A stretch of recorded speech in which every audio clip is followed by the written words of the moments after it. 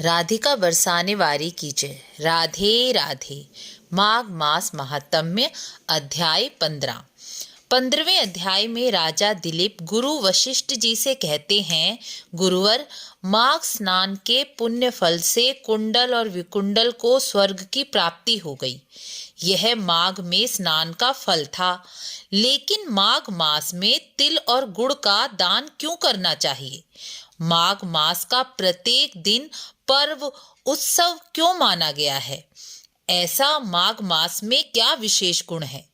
तब गुरु वशिष्ठ जी बोले, राजन, पृथ्वी पर जल स्वभाव से ही पवित्र, निर्मल और जीवन का मुख्य आधार है। इसलिए शास्त्रों में जल को साक्षात नारायण कहा गया है।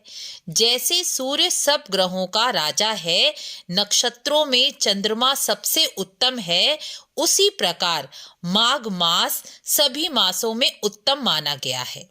माघ मास में हेमंत ऋतु का अंत और बसंत ऋतु का आगमन होता है। आयुर्वेद के अनुसार इस मास में मनुष्य शरीर में पित्त में कमी होती है और कफ की मात्रा अधिक होती है। आयुर्वेद के अनुसार इस मास में मनुष्य के शरीर में पित्त में कमी होती है और कफ की मात्रा अधिक हो जाती है। तिल और गुड़ दोनों ही गर्म होते हैं, इसलिए कफनाशक माने गए हैं। इसलिए माघ मास में तिल और गुड़ का सेवन और उसके दान का महत्व ही बताया गया है। हमारे ऋषि मुनि जिन्होंने शास्त्र लिखे, वह धर्म के ज्ञाता होने के साथ साथ वैज्ञानिक दृष्टिकोण भी रखते थे। इसीलिए उन्होंने धर्म को वैज्ञानिक तरीके से मनुष्य के शरीर के साथ जोड़ा, ताकि धर्म का पालन भी होता रहे और मनुष्य का शरीर स्वस्थ और निरोगी भी हो, क्योंकि स्वस्थ और निरोगी शरीर ही समाज, परिवार की व्यवस्था और भगवान की भक्ति दोनों ही कर सकता है।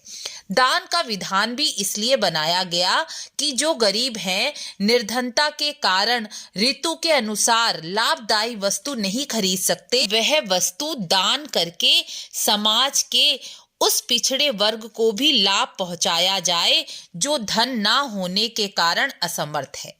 इसी तरह माघ मास की अमावस्या, जिसे मौनी अमावस्या कहा जाता है, उसका पुण्य फल भी अक्षय बताया गया है।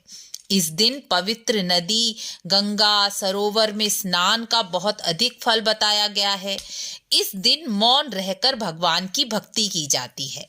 यह भी एक वैज्ञानिक दृष्टिकोण ही है, क्योंकि मनुष्य मौन रहकर सबसे अधिक ऊर्जा का संग्रह अपने शरीर में कर सकता है।